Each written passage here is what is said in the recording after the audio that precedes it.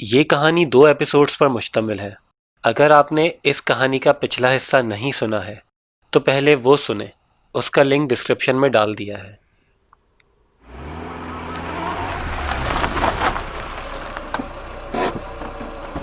वो अपने घर खैरो आफियत से पहुंच गए थे। उनका अच्छा खासा बड़ा घर था, यानी एक ऐसी फैमिली जिसमें मियाँ बीवी और माँ रहते हों। उस हिसाब से वो घर बड़ा था। माहम को ज़ुहैब की माँ ने बहुत अच्छे से वेलकम किया, सालगिरह की मुबारकबाद दी और कुछ अजीब सी निगाहों से ज़ुहैब की तरफ देख के पूछा, आओ आओ आ जाओ, आ गए आप लोग। अरे ये क्या, माहम की तो तबीयत खराब लग रही है, बुखार है क्या इसको? ज़ुहैब ने सारी कहानी सुनाई, सिवाय इसके कि माहम को हेल्यूसिनेशंस भी हुई थी। माहम अपने कमरे में आकर लेट गई और ज़ुहैब उसके सामने कुर्सी पे बैठ गया। वो सारा दिन उन्होंने खामोश खामोश उदास उदास गुजारा। उनकी सालगिरह की सारी खुशी भी मान पड़ गई थी।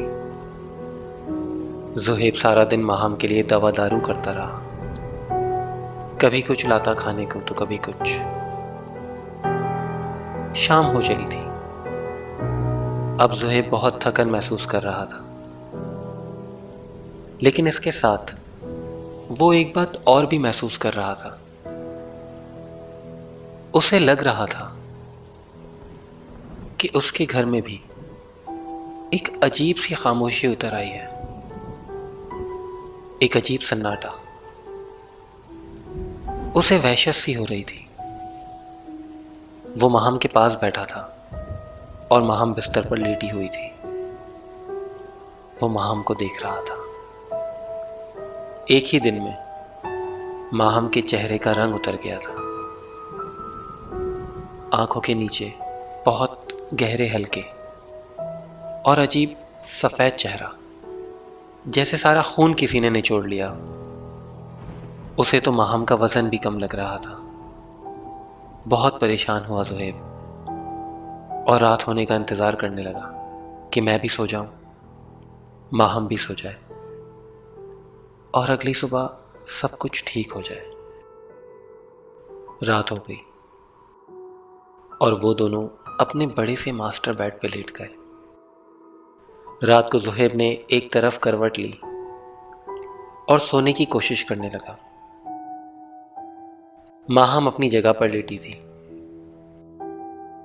लेकिन कुछ ही मिनट्स के बाद उसने ज़ुहैब की तरफ करवट ली और ज़ुहैब की पीठ से चिपक कर अपना हाथ ज़ुहैब के बाजू पे रखकर अपने सर को ज़ुहैब की गर्दन में छुपाकर सोने की कोशिश करने लगी। उसे बहुत डर लग रहा था, बहुत खौफ था। उसका दिल जोर जोर से धड़क रहा था, क्योंकि उसे मुस्तकिल अपने बेडरूम में किसी तीसरे के होने का एहसास हो रहा था। उसका सर ज़ुहैब की गर्दन में छुपा हुआ तो था, वो लिहाफ में दुबकी हुई तो थी, वो ज़ुहैब से चिपकी हुई तो थी, लेकिन उसकी आंखें फटी हुई थी। वो पूरी आंखें खोलकर लिहाफ के अंदर कुछ देखने की कोशिश कर रही थी। तभी ज़ुहैब को यह महसूस हुआ कि माहम ने उसका बाजू बहुत जोर से पकड़ लिया है और अभी ज़ुहैब करवट लेने ही वाला था कि उसे माहम की सरगोशी सुनाई दी। ज़ुहैब, मैं मर जाऊंगी, बचाइए, कोई है बिल्कुल मेरे साथ, मेरे लिहाफ में, मुझे बहुत डर लग रहा है। ज़ुहैब प्लीज़ मुझे बचाएं, मुझे बहुत डर लग रहा है। ज़ुहैब का जैसे दिल बंद हो गया। उसे कपकपी तारी होने लगी। वो हिलना चाहता था, लेकिन एक तो इतनी खतरनाक बात सुनने के बाद जो माहम ने उसे बताई थी, ज़ुहैब नहीं हिल सकता था। दूसरी वजह कि खौफ के मारे ज़ुहैब भी बिल्कुल साकित हो चुका था। ज़ुहैब भी आंखें फाड़ फाड़ कर जिस सिमत में उसकी गर्दन थी देख रहा था। उसे बहुत डर लग रहा था। उसने एक बार कोशिश करके जरा ऊंची आवाज में माहम को पुकारा। Maham, are you alright? Maham की कोई आवाज नहीं आई। उसने फिर पुकारा। माहम, तुम ठीक हो? तुम्हें वहम हो रहा है बस। देखो, मेरे पीछे से हटो, मैं करवट लूं तुम्हारी तरफ। लेकिन माहम जैसे कुछ सुन ही नहीं रही थी। अब ज़ुहैब ने हिम्मत करके करवट ली, और जब करवट ली तो ये देखकर बिल्कुल पागल सा हो गया कि माहम दूर अलमारी के पास जमीन पर पड़ी हुई है। उसकी समझ में नहीं आ रहा था कि ये हुआ क्या है। एक हैरानकुन बात उसके सामने ये थी कि उसकी बीवी दूर अलमारी के पास जमीन पर बेहोश पड़ी हुई है, और दूसरी बात उसके जहन में ये आ रही थी कि अगर वो वहां है तो मुझसे कौन चिपका हुआ था और मैं किससे बात कर रहा था। इस कश्मकश में ज़ुहैब बहरहाल अपना होश बरकरार रखते हुए अलमारी की तरफ भागा। उसने लाइट जलाई और जोर जोर से चीख चीख कर माहम को पुकारने लगा। झिंझोड़ झिंझोड़ कर उसे उठाने लगा, लेकिन माहम उठने का नाम नहीं ले रही थी। उसकी आवाज़ें सुनकर उसकी माँ, जो कि बहुत दूर अपने बेडरूम में सो रही थी, भागी भागी आई। घर की लाइट्स ऑन हो गई और माहम को बिस्तर पर लाया गया। ज़ुहैब ने सारा किस्सा अपनी माँ को सुनाया। वो अब भी उस लॉकेट का जिक्र नहीं कर रहा था जो माहम के गले में था। उसकी माँ और खुद ज़ुहैब बहुत देर तक माहम के पास बैठे रहे, उसे उठाने की कोशिश करते रहे, उसके मुंह पे पानी के छींटे मारे।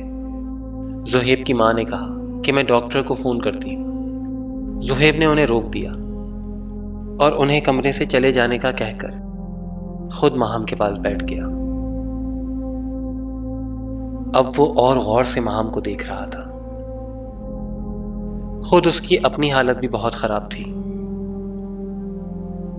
कमरे में बहुत रोशनी की हुई थी। उसे बहुत डर लग रहा था, लेकिन वो पुरस्रारियत अब भी कमरे में बाकी थी। ये क्या हो रहा है? ये सब क्या है? ये सवाल घूम घूम के उसके जहन में आ रहे थे। उसका जिस्म भी अब तक खौफ से कांप रहा था और उसे महसूस हो रहा था जैसे उसे भी बुखार चढ़ गया है। उसकी टांगें भी कांप रही थी और उसे चलने में दुश्वारी हो रही थी। हजारों किस्म के ख्यालात थे जो उसके जहन में उस वक्त गर्दिश कर रहे थे। सामने उसकी प्यारी बीवी बिस्तर पर इस तरह लेटी थी जैसे कोई मरने वाला हो या मर चुका हो। उसकी आंखों से आंसू जारी हो गए और उसने बहुत गिड़गिड़ाकर खुदा से दुआ मांगी कि या अल्लाह, ये जो भी मामला है इसे हमारे सामने ले आ, इसे समझने में हमारी मदद कर और माहम को ठीक कर दे। वो माहम को देख रहा था। वो बिल्कुल पीली पड़ चुकी थी और ज़ुहैब को कुछ समझ नहीं आ रहा था कि ये सब क्या हो रहा है।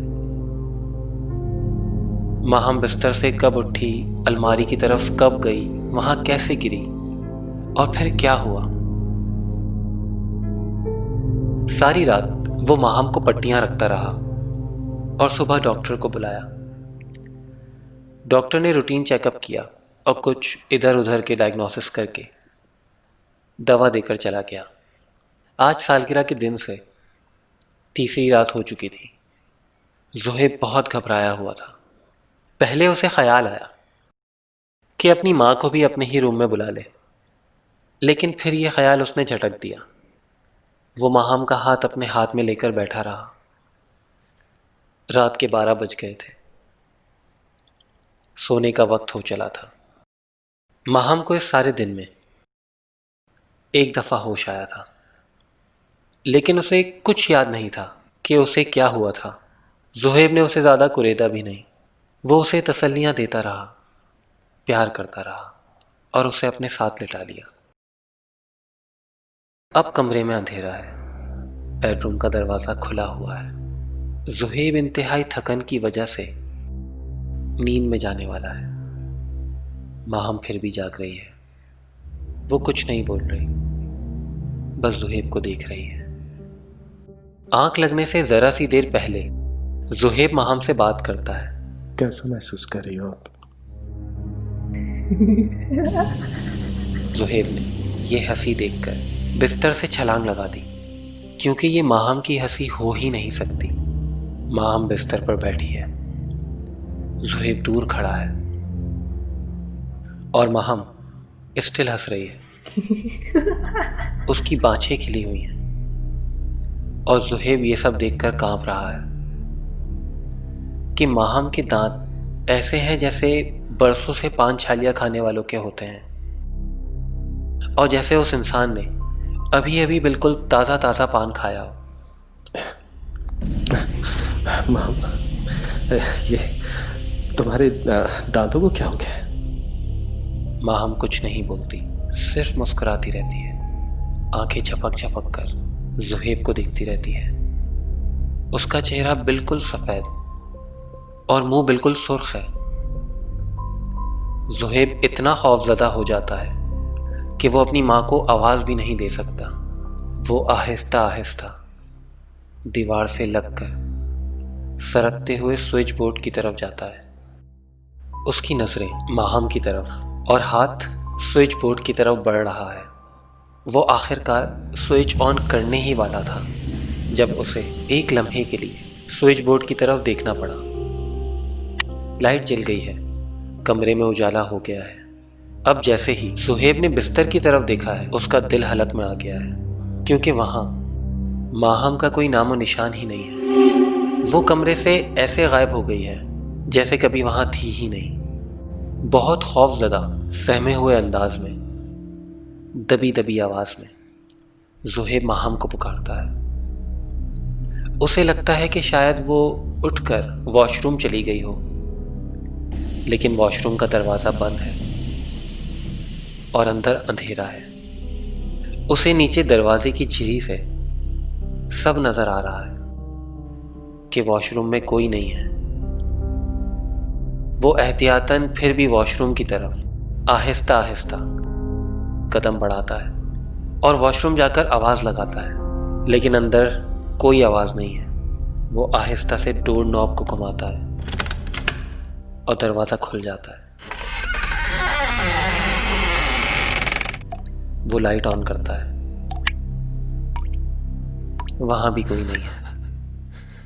इसी लम्हे उसे बिल्कुल पीछे से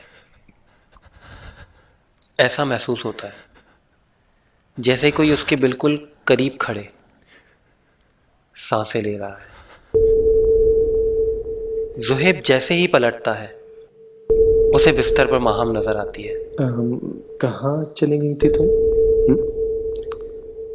बाथरूम में भी नहीं थी? कमरे से बाहर तुम जा नहीं सकती? वहाँ तो मैं खड़ा हुआ था अभी। हाँ? और क्या क्या क्या बिस्तर के नीचे चली गई थी? माहम फिर वही सुर्ख मुंह उन्हीं सड़े हुए दांतों से मुस्कुराती है। ज़ुहैब अब अच्छी तरह समझ चुका है कि जो भी चीज़ इस कमरे में है वो उसकी बीवी नहीं है। ये उसका दम निकाल देने के लिए काफ़ी है। वो समझ जाता है कि उसे अब बड़ा एक्शन लेना पड़ेगा। वो यही सोचते हुए कमरे के दरवाजे की तरफ कदम बढ़ाता है, लेकिन बहुत ज़ोर से दरवाज़ा बंद हो जाता है। ज़ुहैब इत्तेफाक से कमरे के स्विच बोर्ड के पास पहुंच चुका है। बस दरवाजे से निकलने ही वाला था जब दरवाज़ा बंद हुआ है। दरवाज़ा बंद होते ही ज़ुहैब माहम की तरफ देखता है। वो बदसुतूर उसी खौफनाक चेहरे से उसे देख के मुस्कुरा रही है। इस बार जब ज़ुहैब उसे देखता है तो वो गौर करता है कि माहम ने अपने हाथों में गले में पड़े उसी लॉकेट को लेकर मसलना शुरू कर दिया है। इस बार ज़ुहैब समझ जाता है कि हो ना हो इस लॉकेट के साथ ही कुछ मसला है। ये बात समझ में आते ही वो दोबारा दरवाजे से निकलने की कोशिश करता है, लेकिन कमरे की लाइट दोबारा बंद हो चुकी है। कमरे में बहुत शदीद गहरा अंधेरा है। सिर्फ माहम के चेहरे पर रोशनी है, हल्की सी, जो बेडरूम की खिड़की से अंदर आ रही है। स्ट्रीट लाइट्स की रोशनी, और मंजर बहुत बहुत खौफनाक है कि कमरे में अंधेरा है और सामने बैठी हुई उस चीज के चेहरे पे हल्की सी रोशनी है, जो उसके चेहरे को और भी भयानक बना रही है। ज़ुहैब क्योंकि समझ चुका है, अब थोड़ा सा दिलेर होकर स्विच बोर्ड की तरफ हाथ बढ़ाता है। वो फिर से लाइट ऑन कर देता है, लेकिन इस बार जब लाइट्स ऑन होती हैं तो बिस्तर पे बैठी हुई वो चीज बिस्तर पर नहीं, ज़ुहैब के बिल्कुल पास खड़ी है, बिल्कुल पास। उजाला होते ही अपने चेहरे के बिल्कुल करीब, बिल्कुल सामने इतना भयानक चेहरा होना किसी भी इंसान की जान ले सकता है। अभी ज़ुहैब इस मंजर से संभल भी नहीं पाता कि एक हाथ बहुत भारी भरकम, बहुत ताकतवर उसका गला पकड़ लेता है और उसे जमीन से ऊपर उठा लेता है। माहम की शक्ल अब और भी भयानक हो गई है, और सिर्फ भयानक नहीं, माहम का चेहरा और उसकी जिसामत भी आहिस्ता आहिस्ता बदलती जा रही है, और अब वो पूरी तरह बदल चुकी है। वो जिसामत में कुछ बड़ी, बिल्कुल मर्दाना जिसामत की, और चेहरा बहुत गहरे स्याह रंग का हो गया है। उसने ज़ुहैब को यूं ही हवा में उठाया और अब बहुत भयानक, बहुत ही भारी आवाज में ज़ुहैब से मुखातिब होती है।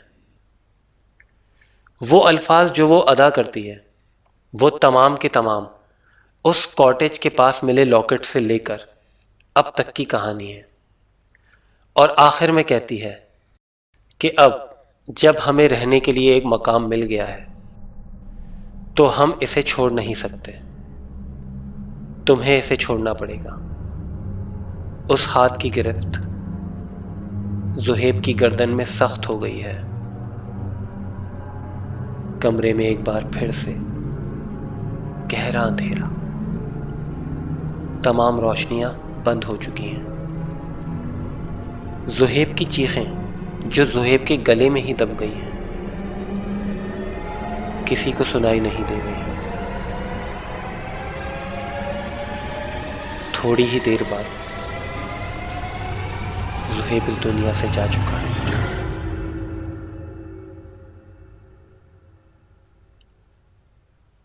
वो रात गुजर चुकी है, सुबह हो चुकी है, घर में कोहराम है। ज़ुहैब की माँ चीख चीख के दुहाएं दे रही है। उसका इकलौता बेटा बहुत पुरस्कार तरीके से मारा जा चुका है। किसी को कुछ खबर नहीं कि क्या हुआ है, लेकिन वो अब इस जहान में नहीं है। लेकिन इससे ज्यादा हैरत की बात यह है कि किसी को, ना पुलिस को, ना मोहल्लेदारों को, और ना ही ज़ुहैब की मां को, किसी को भी माहम का कोई अता पता नहीं है। वो वहां है ही नहीं।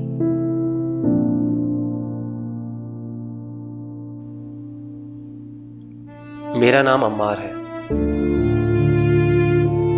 और ये थी हमारी आज की कहानी।